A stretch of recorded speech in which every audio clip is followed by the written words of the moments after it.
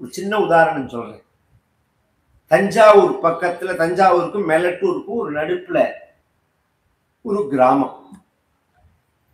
1945 பரமாச்சாரியால் போராட அந்த வழியா போயிட்டே இருக்கிறது. அங்க ஒரு ஹரிஜனர்கள்லாம் வசிக்கிற இடம். அப்படின்னு உடனே நடந்துதான் போவா பரமாச்சாரியா. பரமாச்சாரியால பத்தி தெரிஞ்சவாளுக்கு தெரியும் எவ்வளவு ஆச்சாரம், எவ்வளவு அனுஷ்டானம் அப்படிங்கிறது. நேரம் அந்த ஹரிஜனனுடைய சேரிக்குள்ள போனா கூட வந்தவாளுக்குலாம் ஆச்சரியம். 45 என்ன நடக்கிறது இது? அப்ப ஒரு 300-400 வருஷத்துல சில குழப்பங்கள்லாம் இருந்தது. அதனால இதெல்லாம் கூடாது, இதெல்லாம் தப்பு, இதெல்லாம் பாவம் அப்படின்னு பேசுறவாள்லாம் அன்னைக்கு உண்டு. பரமாச்சாரியால் மட்டும் போயிட்டே இருக்கா. ஒரு வீட்டு வாசல்ல போய் நின்னுட்டு சடையா அப்படின்னு கூப்பிட்டார். உள்ள அப்படின்னு குறை வந்திருக்கு.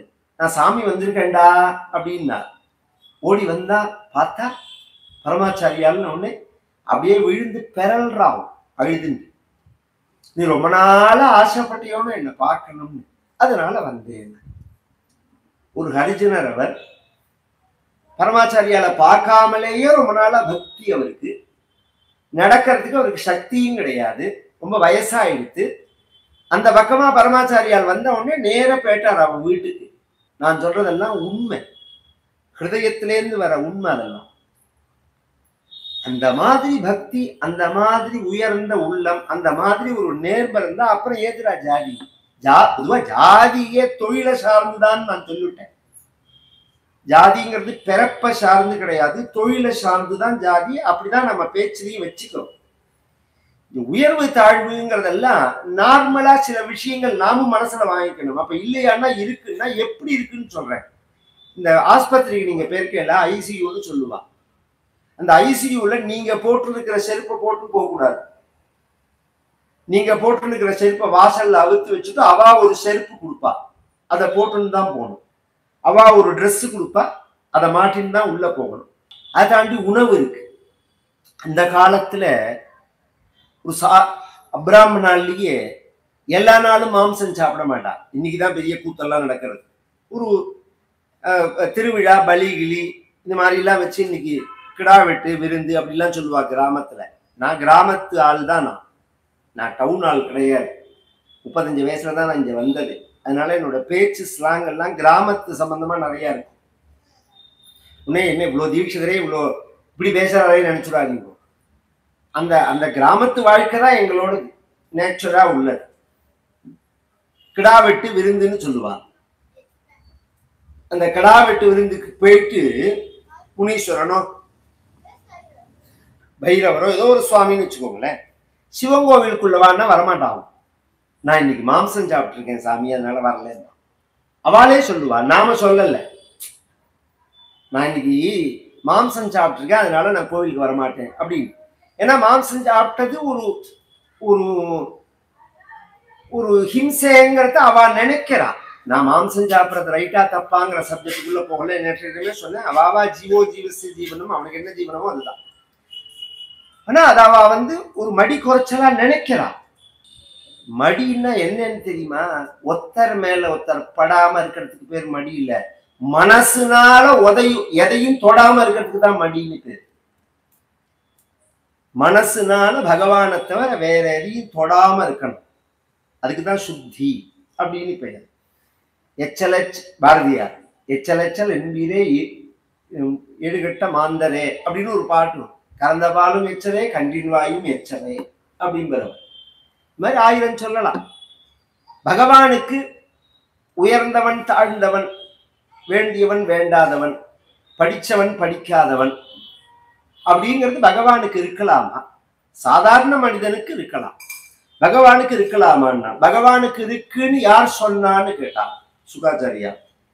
புராணங்கள்ல கதைகள்லாம் வரதே ஜிபாரு, தேவன் அசுரன் அப்படிங்கிறதே ஜாதி நீ சொல்றையே தவிர நீனா தான் பண்ற. உதாரணம் புரியுற மாதிரி சொல்றேன். ராவணன் எங்க ஜாதி அப்படிங்கிறான் புதுசா. ராவணன் யாரு தெரியுமோ? அவன் பிராமணமோ. ராவணன் பிராமணம், சாமவேத அத்தியனம் பண்ணின, சோமயாகம் பண்ணின பிராமணன். அவனை கொண்ட ராமன் பிராமணனே கிடையாது. அவர் க்ஷத்திரியர். அவர் அந்த ராவணனை நாம பூஜை பண்றோம், ராவணனை ராட்சசன்னு சொல்றோம், அசுரன்னு சொல்றோம். இதுல இருந்தே தெரிஞ்சுக்க வேண்டாமா நம்ம ஜாதிக்கு முக்கியத்துவம் கொடுக்கலைங்கிறது. அசுஷு அப்படின்னா புலன்கள்னு அர்த்தம். அசுஷுன்னா அந்த புலன்கள்ல எவன் கட்டுப்பட்டு இருக்கானோ அவனுக்கு அசுரன்னு பேர். அப்படின்னா இந்த க்ஷணம் சினிமா பார்க்கணும்னா வெறிகுண்டு முதல் ஷோ 5000 சொத்துக்கு சிங்கி அடிக்கும் குடும்பம், பிச்சை எடுக்கும், 5000 ரூபாய் கொடுத்து டிக்கெட் வாங்கி போவான், உள்ள உரிச்சு எடுக்க வேண்டாம். அப்படி என்ன அதே 10 நாள் கழிச்சு பார்த்தா 50 ரூபாய்க்கு வரக்கூடாது அந்த படம். இந்த முதல் நாள் முதல் ஷோ பெருமை. என்ன பெருமை? பெருமை. அது மாதிரி ஒரு வெறி. எந்த விஷயத்துக்கு ஒரு சினிமான்னு சொன்னேன், ஆகாரமோ பார்வையோ கேட்டலோ காம உணர்ச்சிகளோ மனசு ஆசைப்பட்ட உடனே அதை செய்யணும்னு ஒருத்தன் நினைச்சான்னா அவன் அசுரன்னு பேர். புத்திக்கு இடம் கொடுத்து நிதானம் இருந்ததுன்னா அவனுக்கு தேவன்னு பேர். செய்யாமலே இருந்தா தேவன் பேர். தப்பான காரியங்களை செய்யாமலே இருந்தா தேவன். நிதானிச்சு செஞ்சான்னா மனுஷன். நிதானம் இல்லாம செஞ்சா அசுரன். இன்னும் புரியுற மாதிரி சொல்றேன். எலக்ட்ரிக் ட்ரெயினுக்கு நிக்கிறோம், ஒரு வயசான கிழவர் நிற்கிறார். எலக்ட்ரிக் ட்ரெயின் வந்த உடனே பக்கத்துல யாரையாவது நம்ம பாக்குறது இல்லை. இவர் வயசானவரா இருக்காரே அப்படின்னு சொல்லிட்டு இப்படி கையை பிடிச்சின்னு மத்தவாளை விளக்கிட்டு இவரை ஏற்றி விட்டுட்டு நாம ஏறினோம்னு வச்சுக்கோங்க, அந்த இடத்துல நாம தேவன். அந்த கழவர் ஏழை வரத்தை அவரை தள்ளி விட்டுட்டு நாம ஏறினா அசுரன். இதான் வித்தியாசம். அவரை ஏற்றி விட்டுட்டு நாம ஏறினா தேவன், அவரை தள்ளி விட்டுட்டு நாம ஏறினா அசுரன். இந்த வெறி பிடிச்சிக்கிறது தான் அசுரன் பேர். ஒண்ணு. ரெண்டாவது, தெய்வ அனுகிரகம் பண்ணும் போது ஜாதி பார்த்து, மதம் பார்த்து, குலம் பார்த்து, படிப்பு பார்த்து, தகுதி பார்த்து தெய்வம் பண்ணலையே. கபீர்னு ஒரு மகான், கபீர் தாஸ் அப்படின்னு சொல்றது. இதுல ஒரு ஆச்சரியம். ஹிந்து மதம் சொல்லட்டுமான, ஹிந்து மதம் எவ்வளவு நேர்மையான மதம்ங்கிறதுக்கு ஒண்ணு சொல்றேன். எத்தனையோ அந்நிய மதத்துக்காரர்கள் ஹிந்து தெய்வங்களை வழிபட்டிருக்கார்கள். இந்த கபீர் அப்படிங்கிறவர் இஸ்லாமியர். அவர் ராம பக்தர். அவர் நிறைய ராமனை பத்தி பாடியிருக்கார். அதுல ஒரு பாட்டுல சொல்றார், வியாத கோனு ஆச்சார கியாதா ध्रुवती उम्र तोटी कहम गजेंद्र पटाता विद्या जाति विदुर की कटवी क्या मरुधूमि उग्रसेन की सूरत क्या कुब्जाही भारी धन से राम मिलत नहीं ध्याने सुधा ममाजी कहत कबीरा सुन भाई साधो प्रेम मिलत है भक्ति जंतर मंतर लटपट से नहीं राम भजन से मुक्ति सियावर रामचंद्र की जय राधापति कृष्ण चंद्र की जय गौरीपति चंद्रचूड़ की जय पवन सुत हनुमान की जय जय जय जय जय सुनो सुनो साधो जी राजा राम का हो जी भाव भक्ति का भूखा सोई जोग जुक चुन हिंभावे भगत पूर्ण दिय राम दीवाने निज पदवा खो देवे याद कोनु आचार किया था आचाரம் இருந்தாதான் தெய்வம் அருள் பண்ணும் அப்படின்னு சில பேர் சொல்றானே. குஹன்ட்ட என்ன ஆச்சாரம் இருந்தது? ராமாயணத்துல குஹன்னு ஒருத்தர். பகவான் என்ன பண்றான் அந்த குஹனை அப்படின்னா கட்டிக்கிறான். அவன் கையை பிடிச்சி கட்டிக்கிறான் பகவான். கட்டினதோட இல்லாம பக்கத்துல உள்ள லட்சுமணனை கூப்பிட்டு அவன் கையில ஒரு தட்டை தட்டி, குஹன் கையில ஒரு தட்டை தட்டி, இன்னிலேருந்து லக்ஷ்மணன் மாதிரி நீனு எனக்கு தம்பின்னா. கம்பர் சொல்றாருங்க, நால்வர் ஐவரானோன்னா. இது வந்து 4 பேர் இருந்தா இப்ப குஹன் வந்தவொடனே 5 பேர் ஆயிட்டார் அப்படிங்கிறார். அந்த குஹன் ஏதாவது ஆச்சாரம் உண்டா? துருவதி உம்மரு தோட்டி. துருவன்னு ஒரு குழந்தை 5 வயசுல பகவானை குறிச்சு தபஸ் பண்ணினான்னு. வயசானாதான் பகவான் கிருப பண்ணுவான்னா, துருவனுக்கு 5 மாசத்துல வந்தானே பகவான். வயசானவா எத்தனையோ பேர் ஆயிரக்கணக்கான வருஷம் தவம் பண்ணியும் பார்க்க முடியாது பகவான். துருவனுக்கு 5 வயசுல வந்து அனுகிரகம் பண்ணலையா? இல்ல சார், ஓரளவாவது படிச்சிருந்தாதான் பகவான் கிருப பண்ணுவான்னா, கஜேந்திரங்கிற யானை எந்த ஸ்கூல்ல போய் படிச்சதுன்னா கஹம் கஜேந்திர பட்டாதா வித்யா எந்த ஸ்கூல்ல போய் படிச்சது? ஓடி வரலையா பகவான்? இல்ல உயர்ந்த ஜாதி தாழ்ந்த ஜாதின்னு சொல்லி சில பேர் பேசுறார்களே. இது கபீர்தாசரோட காலம் 400 வருஷம் முன்னாடி. அப்பதான் இந்த வெளிக்காரம் வந்த பிறந்தான் இதுல உயர்வு தாழ்வு எல்லாம் வந்ததே நமக்குள்ள. அதுக்கு முன்னாடி நம்மளை நாம உயர்வு தாழ்வுன்னு யாருமே நினைச்சிருந்ததே கிடையாது. இந்த 2000 வருஷ வரலாறு நீ வச்சிருக்கியோனோ, இந்த 2000 வருஷ ஹிஸ்டரியில அந்நிய படையெடுத்துக்கு அப்புறம்தான் இனக்கலவரம்ங்கிறது இந்தியாவில். ஜாதியினால உயர்ந்தவன் சொன்னா பிராமணனா உள்ள துரோணர் வீட்டுக்கு போகாம, சத்திரியனா உள்ள பீஷ்மர் வீட்டுக்கு போகாம, சத்திரியனாவும் சம்பந்தியாவும் உள்ள துரியோதனன் வீட்டுக்கு போகாம விதுரன் வீட்டுல போய் கஞ்சி சாப்பிடலையா கிருஷ்ணன் தான். ஜாதி விதுரக்கி கட்டவி. ஜாதி பார்த்தா பகவான் போன क्या मर्धूमि उग्रसेन की सूरत क्या कुब्जाही. பலம் இருந்தாதான் பகவான் கிருபை பண்ணுவானா? உக்ரசேனனுக்கு என்ன பலம்? அழகு இருந்தாதான் பகவான் நாம் டிப்டாப்பா இருக்கணும், பளிச்சுன்னு இருக்கணும். குப்ஜேன்னு ஒரு தாசி. தாசின்னா பொதுவா அதுக்கும் சொல்லி போறேன். தாசின்னா நினைச்சுட்டு இருக்கான், தப்பான அர்த்தம் வச்சுட்டு இருக்கான் மனசுல. அது ரொம்ப தப்பு பண்ணிட்டு போயிட்டாங்க. தாசின்னா வேலை செய்பவர்கள் அர்த்தம். வேஷின்னா தான் பிராஸ்டியூட் கேர்ள்னு அர்த்தம். தாசின்னா பிராஸ்டியூட் கேர்ள் கிடையாது. தமிழ்ல லேடிஸ்க்கு பெண்களுக்கு தாசின்னு சொல்றோம், ஆண்களுக்கு தாசன் சொல்றோமே. அடியன் ராமானுஜதாசன் அப்படிங்கிறமே. அது தப்பான வார்த்தையா இருந்தா எப்படி சொல்லுவோம் நாம? காளிதாசன், கிருஷ்ணதாசன், சிவதாசன் அப்படிலாம் சொல்றோமே. தாசன் தாசின்னா நாம் உங்களுக்கு நான் வேலை செய்பவன் அர்த்தமே தவிர கொச்ச அர்த்தம் கிடையாது. குஜ்ஜன்னு ஒரு தாசி. கம்சனுக்கு சந்தனம் அரைச்சு கொடுக்கிறவள் அவன். அந்த காலத்துல எல்லாம் மேல சந்தனம் பூசிப்பா, ஒரிஜினல் சந்தனம். அதுவும் டால் சந்தன் ஒண்ணு. அதெல்லாம் சமிருத்தியா விளைஞ்ச காலம் அது. அப்படின்னு ஒண்ணு உண்டுன்னா ஈஸியா புரியுற மாதிரி சொல்றேன். இன்னைக்கு திருப்பதியிலேருந்து செம்மரக்கட்டைங்கிற பத்தில அதுதான்.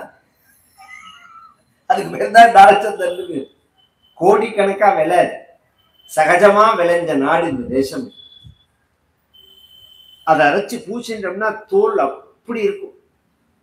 தோல் அப்படி ஆரோக்கியமா இருக்கும் உடம்புக்கு. கண்டதை பூசிக்க கூடாது. அத நித்தியப்படி ராஜாக்கள்லாம் பூசிப்பா வாசனைக்கு.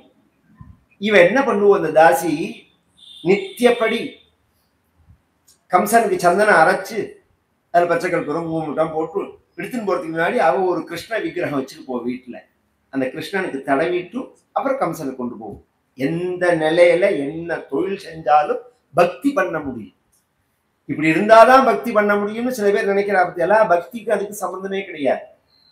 நான் பணக்காரனா இருந்தா பக்தி பண்ணியிருப்பேன், பதவியில இருந்தா பக்தி பண்ணியிருப்பேன், பெருசா நான் ஆரோக்கியமா இருந்தா பக்தி பண்ணியிருப்பேன். இதெல்லாம் ஃப்ராட்னு அர்த்தம். ஒரு புட்டு வைக்கிற கிழவி மதுரையில தினப்படி புட்டு விற்கிறவர், புட்டு வியாபாரம்னு பண்றவர், தினம் புட்டு சுட சுட பண்ணின உடனே நேர சுந்தரேஸ்வரர் கோவில் வாசல்ல வந்து, மீனாட்சி சுந்தரேஸ்வரர் கோவில் அங்க எப்படி இருக்கும்னா ஒரு சந்நிதி ஒரு வாசல் இருக்காது. நீங்க மதுரை பக்கம் தாண்டி போயிட்டேன்னா எந்த கோவிலுக்கு போனாலும் 2 வாசல் இருக்கும். அம்மனுக்கு தனி வாசல் இருக்கும், சிவனுக்கு தனி வாசல் இருக்கும். வாசல்ல உள்ள போறது அந்த சிவனோட வாசல்ல கொண்டு வந்து ஒரு புடி புட்டை வச்சுட்டு போவோம். சுந்தரேஸ்வர அர்ப்பண வஸ்து. மதுரையில வெள்ளம் வந்தது, வைகை பெருத்துது, மணிவாசகர் அடிச்சதுனால அன்னைக்கு புட்டு வியாபாரத்துக்கு இவள் போகல. அவளை தேடின்னு பகவானே வந்துட்டான் இந்த புட்டை சாப்பிட்றதுக்கு அப்படின்னு கதை. இவன் என்ன பண்ணினா, இவன் என்ன பெருசா பண்ணினா, இவன் என்ன ஏகாதசி ருத்ரன் சொன்னாலா, மகன்யாசம் சொன்னாலா, திரிசதி சொன்னாலா, அர்ச்சனை பண்ணினாலா, இவன் என்ன பண்ணினா? ஒரு மந்திரமே தெரியாது. இந்த புட்டை கொண்டு வைக்கிறது. இன்னைக்கு எத்தனை பேர் இருக்கா? இன்னைக்கு நானே பழைய பிராச்சீனமா இதுல இருக்கிறவாளை பார்ப்பேன். ஒரு கரிகா கடை, ஒரு புஷ்ப கடை, இது மாதிரி ஏழைகள்லாம் இருக்கா பத்தில, ஒரு பழக்கடை ஆரம்பிக்கிறதே ஒரு ஓரமா எடுத்து வைப்பான். எத்தனையோ ஹோட்டல்ல சமையல் ஆனவுடனே காக்காய்க்கு சாதம் போடுற ஹோட்டல் இன்னைக்கு இருக்கு தமிழ்நாட்டுல. காக்காய்க்கு சாதம் வச்சுட்டு தான் ஹோட்டல் வியாபாரமே ஆரம்பிப்பான். அப்படி இருந்த ஒரு சம்பிரதாயமான தேசம் நம் தேசம். அதுக்காக சொல்றேன், பக்திங்கிறது எப்படி வேணாலும் யாரு வேணாலும் பண்ணலாம். அவள் மதுராபட்டினத்துக்கு பகவான் வந்த பொழுது கிருஷ்ணன் வந்திருக்கான்னு உடனே கிருஷ்ணன்கிட்டயே போயிட்டாள். நேர சந்தனத்தை எடுத்துன்னு போயிட்டு கிருஷ்ணனோட இப்படி கையை பிடிச்சி கையில ஆண் சந்தனம் தடவிக்கிறதுக்கும் பெண் சந்தனம் தடவிக்கிறதுக்கும் வித்தியாசம் உண்டு. அது எல்லாருமே தெரிஞ்சுக்கணும். ஆண்கள் நெத்தியில தடவிக்கணும், பெண்கள் நெத்தியில சந்தனம் தடவக்கூடாது, கழுத்துலதான் தடவிக்கணும். பெண்கள் கழுத்துல தடவிக்கணும் சந்தனம், இந்த இடங்கள்ல தடவிக்கணும். இது பெண்களுக்கு உள்ளது. அது மாதிரி புஷ்பத்தை காதுல வச்சுக்க கூடாது, துளசி மட்டும்தான் வச்சுக்கணும். காதுல பூ வச்சுக்கிறாங்க, அந்த பூ துளசி மட்டும்தான் வச்சுக்கலாம், புஷ்ப திருத்துளா மட்டும்தான் வச்சுக்கலாம், பூவை வச்சுக்க கூடாது. இதெல்லாம் ஜனங்களுக்கு நாளடைவுல மாறி போயிடும். அது ஒரு நாலெட்ஜுக்காக அதெல்லாம் சொல்லிட்டு போறேன். சந்தனத்தை தடவினால் பகவான் திருப்பி அந்த சந்தனத்தை வாங்கினான். பகவானுக்கு மார்பிள, புருஷனுக்கு மார்பிள தடவணும், அதெல்லாம் தடவினான். அவன் குடுன்னா நான் உனக்கு எத்தனை நாளா எனக்கு நீ தடவி இருக்க, நான் உனக்கு இன்னைக்கு தடவுறேன் அப்படின்னு பகவானா இருக்கிறதுனாலதான் எனக்கு தெரியறது தினம் அவள் தடவி இருக்காங்க. அதை வாங்கி அவளுடைய 2 கையிலையும் தடவிட்டு கழுத்துல தடவரத்தை தன் வலது காலால அவள் வலது கால் மேல வச்சு ஒரு அழுத்திட்டு கழுத்துல அந்த சந்தனத்தை தடவி ஒரு சொடுக்கு எடுக்கிற மாதிரி பகவான் தூக்கினான். திவ்ய சுந்தரியா போயிட்டான். கர்ண பார்க்க முடியாத கொடூரமா இருந்தவள் பேரழகிய ஆயிட்டா. குப்ஜேன்னு பேரு ராசிக்கு. இது மாதிரி எத்தனை பேருக்கு பகவான். எல்லாத்துக்கும் மேல ககத கபீரா சுனபாய் சாதோ பிரேமமிலத்துகை பக்தி. நான் ஒரு ஹிந்துவா இல்ல, இஸ்லாமிய. எனக்காக பகவான் அடி வாங்கியிருக்கான், ராமர் அடி வாங்கியிருக்கார் அப்படிலாம் சரித்திரம். அதனால ஜாதி பார்த்து பகவான் கிருபை பண்றதில்லை, பக்திக்கு தான் கிருபை பண்ணுவான். ஒரு சின்ன குழந்தை, அசுர குலத்துல பிறந்த குழந்தை, அதுக்கு பகவான் ஒரு அவதாரமே பண்ணியிருக்கானே உனக்கு தெரியாதா, நான் சொல்றேன்னு ஆரம்பிக்கிறார். பிரகலாத சரித்திரம். பொதுவா ஜனங்களுக்கு நாளுக்கு நாள் நாளடிச்சு குறையறதுனால சில தலைப்புகளை மாத்தி போட வேண்டியிருக்கு. இந்த நரசிம்மாவதாரம்ங்கிறது தலைப்பா, பிரகலாத சரித்திரம்ங்கிறது தலைப்பான்னா பிரகலாத சரித்திரம்ங்கிறது தான் தலைப்பு. நீங்க நரசிம்மாவதாரம்னு போட்டிருக்கலன்னா பிரகலாத சரித்திரம்னா புரியாது ஜனங்களுக்கு. நரசிம்மாவதாரம் இல்ல, பிரகலாத சரித்திரம் தான். ஏன்னா பிரகலாதனோட கதையில தான் நரசிம்மர் வராரே தவிர நரசிம்மரோட வாழ்க்கையில பிரகலாதன் வரல. அது தெரிஞ்சுக்கணும். நாம பிரகலாதனோட கதையில தான் நரசிம்மர் வர. ஆஞ்சநேயர் பிரகலாதனுக்கெல்லாம் என்ன விசேஷம்னா, அவர் இருந்தா அங்க நரசிம்மர் இருப்பார், ராமர் இருப்பார். இது ஆகம சாஸ்திரம். இது இன்னைக்கு ரொம்ப பேருக்கு அது தெரியல. ஆஞ்சநேயர் நீங்க பிரதிஷ்டை பண்ணணும்னா அங்க ராமர் இருக்கணும். ராமர் இல்லாம ஆஞ்சநேயரை பிரதிஷ்டை பண்ணக்கூடாது. தலையிலையாவது ராமர் இருக்கணும் சின்னதா. அது மாதிரி நரசிம்மரை பிரதிஷ்டை பண்ணிட்டேன்னா கையோட பிரகலாதன் வச்சுருவாங்க. பிரகலாத ஆழ்வார் இன்னைக்கும் நரசிம்ம கஷேத்திரத்துல பிரதானமானது. தமிழ்நாட்டுல எந்த ஊர்?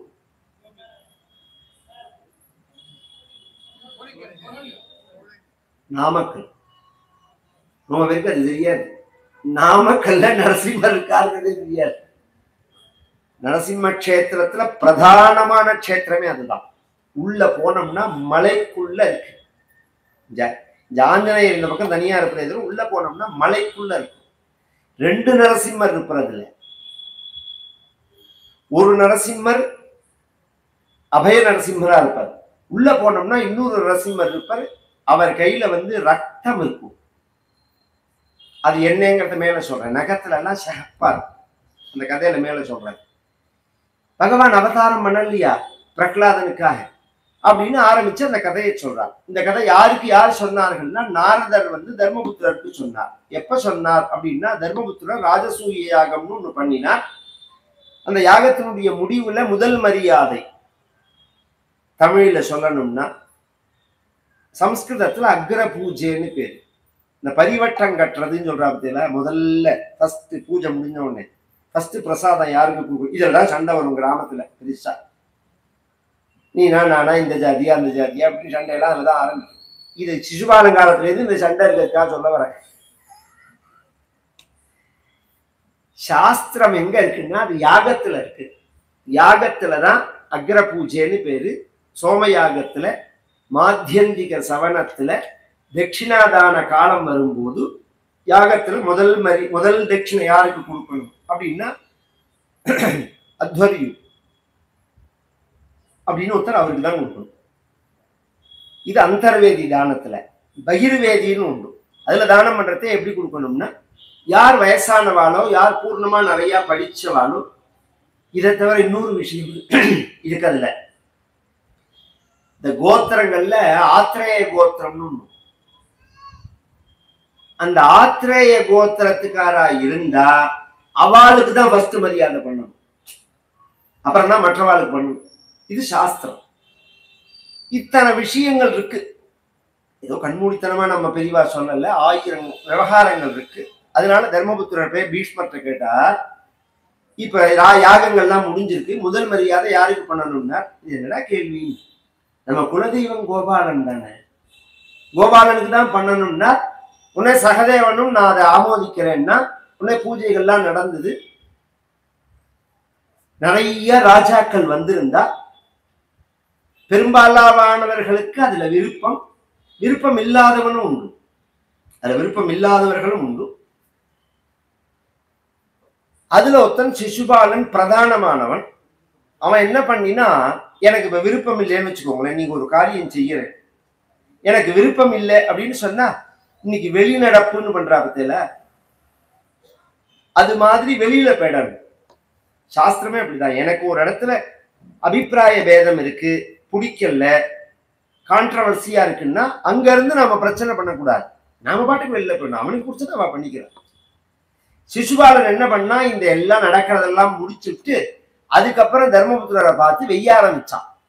நீ ஒரு க்ஷத்ரியனா, யுதிஷ்டிரா, ஜாதி க்ஷத்ரியனா, உனக்கு ஒரு கௌரவம் வேண்டாமா, நீ முடிசூடின்ற மன்னன் தானே, கிருஷ்ணன் என்ன முடிசூடின்றவனா, ஒரு யாதவன் இல்லையா, வைசியன் இல்லையா, நீ அவனுக்கு போய் நமஸ்காரம் பண்ணலாமா, உனக்கு கௌரவம் வேண்டாமா, நீ எங்களெல்லாம் ஜெயிச்சு எங்களெல்லாம் உன் காலில் விழ வச்சுட்டு அதுக்கப்புறம் நீ கிருஷ்ணன் காலில் விழுந்தேன்னா அப்ப நீ எங்க எல்லாருடைய நமஸ்காரத்தையும் கிருஷ்ணனுக்கு செலுத்துற மாதிரி இங்க கொண்டு போறையா? உண்மை அதுதான். அதுக்காக தான் மன்னர் அவர் எல்லாருடைய இதையும் வாங்கிட்டு மொத்தமா கொண்டு பகவான்கிட்ட சேர்க்கணும்னு தான் அவர் பண்ணினது. மறைமுகமா அது மனசுல எண்ணம், அதை வெளிப்படையா அவன் சொல்லிட்டான். உனக்கு இஷ்டம்னா உன் வீட்டுல வச்சு நீ தனியா பூஜை பண்ணிக்கோ, எங்களெல்லாம் கூப்பிட்டு வச்சு நீ பூஜை பண்ணக்கூடாது. அவனுக்கு பூஜை பண்றதுங்கிறது எங்களுக்கு இஷ்டம் கிடையாது, ஏன்னா அவன் தகுதி இல்லாதவன். எது போல அப்படின்னா, ஆணும் இல்லாத பெண்ணும் இல்லாத ஒருத்தனுக்கு கல்யாணம் பண்ணி வச்சா மாதிரி நீ அவனுக்கு பண்ண பூஜைங்கிறது. இந்த ஒரு வார்த்தை தான் நான் சொல்லியிருக்கேன், கண்ணான்னு வச்சிருக்கான். அதனாலேயே ஆழ்வார்கள் பேசும்போது, கேட்பார் செவி சுடும் கீழ்மை வசவுகளே வெய்யும் அப்படிங்கிறார். அது காது கொடுத்து கேட்க முடியாது. இந்த சிசுபாலன் பேசினது அவ்வளவு தரங்கட்ட பேச்சு. தர்மபுத்திரர் சொன்னார், அப்படிலாம் சொல்லாதேன்னா அவன் மேல மேல வச்சுட்டே இருப்பான். 100 விஷம் அவன் விஷம் கிருஷ்ணனை, 101வது விஷம் ஒன்னே இவர் மேல புஷ்பங்கள்லாம் போட்டு சால்லாம் போட்டு மூடி இருந்ததுனால உள்ள வச்சுன்னு இருக்கார். இவர் சக்கரத்தை எடுத்து விட்டா சிசுபாலன் தலையை அறுத்துது. ஏன்னா அவனோட பிறப்பே அப்படிதான். அவன் பிறந்த போது ஒரு விலட்சணமா பிறந்தான். உறுப்புகள் ஒண்ணு கூட இருக்கிற மாதிரி பிறந்தான். மீனாட்சி மாதிரி 3 ஸ்தனத்தோட பிறந்தான் அப்படின்னு வச்சுக்கோங்களேன். இதெல்லாம் அப்படி இருக்கு இந்த குழந்தை அப்படிங்கிறது அஸ்ரீதி வாக்கு சொன்னது. இவன் ஒருத்தனை வெய்ய போறான் வாழ்க்கையில, அவன் இவனை கொல்ல போறான். எவன் இவனை கொல்ல போறானோ அவன் தொட்டான்னா அந்த 3வது உறுப்பு மறைஞ்சு போயிடும்னு. அதனால அவ அம்மா என்ன பண்ணுவா, வீட்டுக்கு வரவர்கள்ட்டெல்லாம் அந்த குழந்தைய கொடுப்பா கொஞ்சம் கொஞ்சம். என்ன கையில கொடுத்தா மாதிரியும் ஆச்சு, யாருன்னு டெஸ்ட் பண்ண மாதிரியும் ஆச்சு. இந்த சேலம் ஜில்லால தர்ப்பணம் பண்ணிக்க ஐயர் வந்தாருன்னா அவர் ஆக்சுவலி தோட்டத்துக்கு போயிடுவான். மாஞ்செடிக்கு அடியில உட்காந்து தர்ப்பணம் பண்ணுவான். மாஞ்செடிக்கு தண்ணி ஊத்தினா மாதிரியும் ஆச்சு, அப்பனுக்கு தண்ணி ஊத்தினா மாதிரியும் ஆச்சு. ஆம்ராச்ச சிக்தாக பிதரஷ்ட திருப்தாக ஏகக்கிரியா வியர்த்தகரி பபூவா அப்படின்னு ஒரே காரியத்துல ரெண்டு காரியத்தை சாதிச்சுக்கிற. மாஞ்செடிக்கு தண்ணி ஊத்தினா மாதிரியும் ஆச்சு, அப்பனுக்கு தண்ணி ஊத்தினா மாதிரியும் ஆச்சுன்னு. அது மாதிரி கையில கொஞ்சம் கொடுத்தா மாதிரியும் ஆச்சு, யாருன்னு தெரிஞ்சுக்கிறவும் முயற்சி பண்ண மாதிரி ஆச்சு. இந்த சிசுபாலனோட அம்மா கிருஷ்ணனோட அத்தை சூரசேனன்னு ஒரு யாதவ ராஜா. அவனுக்கு 5 பொண்ணு 10 புள்ள. கவனிச்சு கதையை கேளு. இப்படி இருந்த தேசம் இது. அப்படி பெத்துக்கணும் நாமெல்லாம் வருங்காலத்துல. அப்பதான் இந்தியா என்னைக்கும் பலமா இருக்கும். பெத்துக்காதேன்னு சொல்லி எவன் பெத்துக்கலன்னா நல்லவன் தான் பெத்துக்கல, எல்லாரும் பெத்துக்காம இல்ல. இங்க பிரச்சனையே அதுதான். அளவான குடும்பம்னா அப்புறம் நாம் இருவர் நமக்கு இருவர்னா, அப்புறம் நாம் இருவர் நமக்கு ஒருவர்னா, அப்புறம் நாமே குழந்தை நமக்கு ஏன் குழந்தைன்னா, இப்ப கல்யாணமே வேண்டாம் எதுக்கு கல்யாணம் பண்ணிக்கணும்னா இவன் பேச்செல்லாம் கேட்கவே கூடாது. ஏன் அப்படின்னு சொன்னா நல்லவர்கள் குழந்தை பத்துக்கணும். பசுமாட்டுக்கு குழந்தை பிறந்தா பாக்குற இடங்கள்லாம் பசுமாடா இருக்கும். பன்னிக்கு குழந்தை பிறந்தா பாக்குற இடங்கள்லாம் பன்னி குட்டியா தான் இருக்கு. அதனால நல்லவனுக்கு குழந்தை பிறக்கணும், கெட்டவனுக்கு குழந்தை பிறக்க கூடாது ஜாஸ்தி. நல்லவன் யோசனை பண்றான் குழந்தை வித்துக்கிறதுக்கு. அதனால எதையுமே அவனால நிர்ணயம் நல்லவனாவே நீ இருக்க முடியாது நாளடைவுல. ஏன்னா உன்னை சுத்தி நல்லதை அமைக்க முடியாது உன்னால. இந்த அளவுதான் நான் பேச முடியும். அதனால நம்ம குழந்தைகளுக்குலாம் இப்ப என் குழந்தைகளுக்குலாம் வரத்தவே 2, 3, 4 என்ன பெத்துக்கணும்னு இருக்கும். இதுக்கு முதல் ஜெனரேஷன் பண்ண தப்பெல்லாம் பண்ணக்கூடாது நாம. அதுவும் பிரத்யேகமாவே ஓப்பனாவே சொல்றேன், நான் ஹிந்துக்கள் நிறைய குழந்தைகளை பெத்துக்கணும். ஹிந்து ராஜ்யம் அப்பதான் கையை விட்டு போகாம இருக்கும். ஹிந்து தர்மம் அப்பதான் அழியாம இருக்கும். நம்ம தேசம் ஹிந்து தேசம். நாம போய் இன்னொரு தேசத்தை கைப்பற்றி அந்த ராஜ்யத்தை கைப்பற்றி அந்த மதத்தை அழிச்சு நம்ம மதத்தை ஸ்தாபிக்கணும்னு நாம என்னைக்குமே நினைச்சது கிடையாது. நம்ம தேசத்துக்குள்ள நாம் நிம்மதியா இருக்கணும்னு தான் நினைக்கிறோம். என்ன தொந்தரவு பண்ணாதுன்னு தான் நாங்க சொல்றது. அதனால நம்மளை தொந்தரவு பண்ணாம நாம சுதந்திரமா இருக்கணும்னா நம்ம பலமா இருந்தாதான் நாம இருக்க முடியும். அதுக்காக சொல்றேன். இவன் 5 பொண்ணு, அதுல ஒரு பொண்ணு இவ குந்தி, 2வது பொண்ணு சிசுபாலனோட அம்மா. பையன்கள்ல முதல் பையன் வசுதேவனோட புள்ள கிருஷ்ணர். அதனால அத்தை. பகவான் ஒரு நாளைக்கு வந்தார். அத்தை புள்ள பிறந்தானா மருமா பிறந்தானான்னு கேட்டா. ஆமாண்டா, அத்தா கொஞ்சம் லேன் தான், அம்மாஞ்சி கொஞ்சம் லேன் தான். அவன் அழறான். நீ அம்மாஞ்சி அத்தான்னு ஒரு உறவு. அத்தை பிள்ளைக்கு அத்தான்னு பேரு, மாமன் பிள்ளைக்கு அம்மாஞ்சின்னு பேரு. இப்படி சொன்ன உடனே நீ குடு நான் கொஞ்சம் என்ன கையில வாங்கினா அந்த 3வது உறுப்பு மறைஞ்சு போயிடுது. என்னத்ததுன்னா அவ பட்டுன்னு என்ன பண்ணா, அந்த குழந்தைய பிடிங்கி கீழே போட்டுட்டு கிருஷ்ணன் கையை பிடிச்சிட்டு, நான் ஒரு வரன் கேட்பேன், நீ சொல்லு, இவனை கொல்லலேன்னு சொல்லுன்னா. பகவான் சொன்னார், நீ சொல்றது எனக்கு தலையும் புரியல காலும் புரியல, விவரத்தை சொல்லு. அப்ப நாமளே என்னைக்குமே ஜாக்கிரதையா இருக்கணும் பேச்சுல. ஒருத்தர் கேட்டான்னா இந்த உதவி செய்யறேன்னா நீங்க சொல்லுங்க, என்னால முடிஞ்சா செய்யறேன் அப்படின்னு சொல்லணும். செய்யறேன்னு சொல்லிட்டு செய்யாம இருக்கக்கூடாது. நீ எதை கேட்டாலும் தரேன்னு விஸ்வாமித்திரர்கிட்ட சொல்லிட்டு ராமர்னு சொன்ன உடனே தரமாட்டேன்னதுனாலதானே பிரச்சனையேங்க. நீ எதை கேட்டாலும் தரேன்னியே முதல்ல சொன்னேன், அதுதான் விஸ்வாமித்திரர் குடிச்சபடியா நின்னது. உங்களுக்கு என்ன வேணும்னு கேட்டு நான் ராமன்னு சொல்லி நீ தரமாட்டேன்னு சொன்னா அது பிரச்சனை கிடையாது. நீங்க எதை கேட்டாலும் தரேன்னு சொல்லிவிட்டு ராமன் நான் சொன்ன உடனே தரமாட்டேன்னு சொன்னா அது மித்யா பிரதிஜ்ஞா குஸ்தா சுகீபவ சபாந்தவா, நீ பொய் சொன்னவன ஆக மாட்டியா தசரதான்னு கேட்டார் அவர். விஸ்வாமித்திரர் சொன்னது மட்டும் இல்ல, வசிஷ்டர்னு சொல்லி அதுக்கப்புறம் தான் ராமரை கொடுக்கிறார் அவர். யோக்கியமானவர்களா இருந்தா பயப்படுவான். இப்ப உள்ளவன் முதல்ல நான் சொல்லவே இல்லையம்மா, அப்படியா சொன்னேம்மா, அப்புறம் தேதி போட்டு சொன்னேனாம்மா, எதை வேணாலும் பேசுவான். யோக்கியனுக்கு சொல்றேன் நான் அதெல்லாம். இவர் முதல்ல நீ சொல்லு, என்னன்னு சொல்லு, இவனை கொல்ல மாட்டேன்னா என்னன்னு சொல்லு, இது மாதிரி அசரீரி வாக்கு சொன்னதான். இவன் உன்னை வெய்வானா திட்டுவானா, நீ இவனை கொல்லுவியா? இவர் அத்த எனக்கு இவன் யாருன்னே தெரியாது, இப்பதான் பிறந்திருக்கான். அசரீரி வாக்கு சொன்னதுங்கிற அது தெய்வ வாக்கு. நான் உங்ககிட்ட மாட்டேன்னு சொல்லிட்டு அப்புறம் நான் இவனை கொன்னேன்னா அப்ப சத்தியத்தை மீறின மாதிரி ஆயிடும். ஆனா நீ அத்தை, நீ கேட்கறதுக்கு ஏதாவது உனக்கு நான் செய்யணும், ஒரு அவதி, ஒரு எல்லை சொல்லு நீன்னா. உடனே அவ சொன்னா, இவன் திட்டினா நீ பொறுத்துக்கோன்னா. அப்படி சொல்லாத அத்தேன்னு, பொறுமைக்கு ஒரு எல்லை உண்டோன்னு, ஒரு எல்லை சொல்லுன்னு. 100 திட்டுற பிறந்த பொறுத்துக்கோன்னு. உடனே சரின்னு நான் பகவான். அடுத்து அவன் என்ன சொன்னா, இன்னைக்கு 85 திட்டிட்டு நாளைக்கு திட்ட ஆரம்பிச்சோடனே 86ன்னு எண்ணக்கூடாது, அன்னி கணக்கு அன்னியோட சரியா படுத்துனா.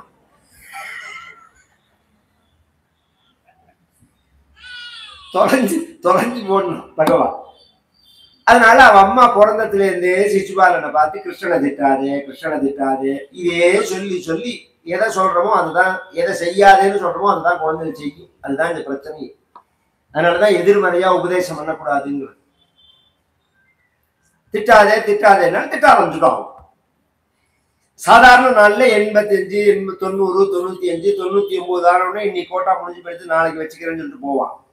இன்னைக்கு எமோஷன்ல என்ன பண்றோம்னு தெரியாம இவன் 100 தாண்டி 101வது திட்டினா சக்கரத்தை எடுத்து விட்டுட்டான் பகவான்.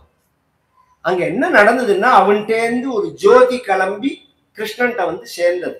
அப்படின்னு உடனே தர்மபுத்திரர் கேட்கிறார், இது என்ன தீபாக்னிவ வாயுனான்னு. காத்துல எப்படி விளக்கு அசையுமோ அது மாதிரி என் மனசு அசைய. தெய்வத்தை ஒருத்தன் கொண்டாடினா அந்த தெய்வம் அவனுக்கு அனுகிரகம் பண்ணினதுன்னா அதுல நியாயம் உண்டு. தெய்வத்தின் ஒருத்தன் திட்டினா அவனுக்கும் அனுகிரகம் பண்ணுமா தெய்வம்னு கேட்டார். அதுதான்டா கிருஷ்ணாவதாரத்துக்குள்ள மகிமையே. எல்லாரும் ராமாவதாரம் கிருஷ்ணாவதாரம்னு பேசும்போது ராமாவதாரம் உயர்வா கிருஷ்ணாவதாரம் உயர்வான்னு ஒரு டிபேட் மாதிரி அந்த காலத்துல மகான்கள்லாம் அனுபவிப்பாங்க. அதுக்கு எல்லாரும் எடுத்து பேசுற பாட்டு எதுன்னா, கற்பார் ராமபிரானை எல்லால் மற்றும் கற்பரோ புற்பா முதலா புல் எறும்பாதி ஒன்றின்றிய நற்பால் அயோத்தியில் வாழும் சராச்சரம் எல்லாம் நற்பாலுக்கு உயிர்த்தனன் நான் நுகன் பெற்ற நாட்டுலே. இந்த பாடல் எடுத்துப்பா. வைஷ்ணவ சம்பிரதாயத்துல புல்லு பூண்டு புழு பூச்சி மரவட்டை மொச்சுக்கட்டை கரப்பாம்பூச்சி காட்டாமணின்னு ஒண்ணு மிச்சம் இல்லாம எல்லாத்தையும் வைகுண்டம் வைஷ்ணு போனான் பகவான் அப்படின்னு ராமாயணத்துல. அப்ப ராமனுக்கு தானே கருணை கூட. அப்படி இல்ல, இத்தனையும் ஐஷன் போனதுக்கு காரணம் ஆழ்வார் சொல்றார். நற்பால் அயோத்தியில் வாழும் சராச்சரம் எல்லாம் அப்படின்னார். நற்புன்னா நட்புன்னு அர்த்தம். ரடையோ லபேதா, ராக்கும் டாக்கும் வித்தியாசம் கிடையாது இலக்கணத்துல. இந்த அயோத்தியில உள்ள செடி கொடிகள்லாம் ராமன் மேல அன்பா இருந்தது. அது ராமாயணத்திலேயே காமிக்கப்படுறது. ராமன் காட்டுக்கு போறதே பூவோட பிஞ்சோட காயோட பூத்து குலுங்கின மரங்கள்லாம் திரும்பி சுமந்திரன் காட்டுல விட்டுட்டு வரதே எல்லாம் வாடி போயிருந்ததுங்கிறான் சுமந்திரன். இந்த செடி கொடிகளுக்கு உணர்ச்சி உண்டுன்னு நம்ம சாஸ்திரம் சொல்றது. உணர்ச்சி உண்டுன்னு வங்காள தேசத்துல ஒருத்தர் நிரூபிச்சாரா இல்லையா? அதுக்கு நோபல் பரிசு இருக்கு. நீங்க சும்மா குப்பை படிப்பை படிக்க கூடாது, அறிவை வளர்த்துக்கிற படிப்பை படிக்கணும். உலகத்திலேயே ரிசர்ச் கூட பண்ணது வங்காள தேசத்துக்காரர்கள் தான். இன்னைக்கு ஏகப்பட்ட சயின்ஸ்ல மூலம் உங்களுக்கு அந்த குழந்தைகள் ரிசர்ச் பண்ற குழந்தைகளுக்கு நான் சொல்றது தெரியும். ஒரு ப்ரொஃபஸருக்கு கீழே அவ ரிசர்ச் பண்ணும்போது ப்ரொஃபஸருக்கு புரியாத விஷயத்த சொன்னாலும் அந்த பயத்திற்கு என்ன பண்ணுவான், அவன் பேர்ல இதை போட்டுடுவான்.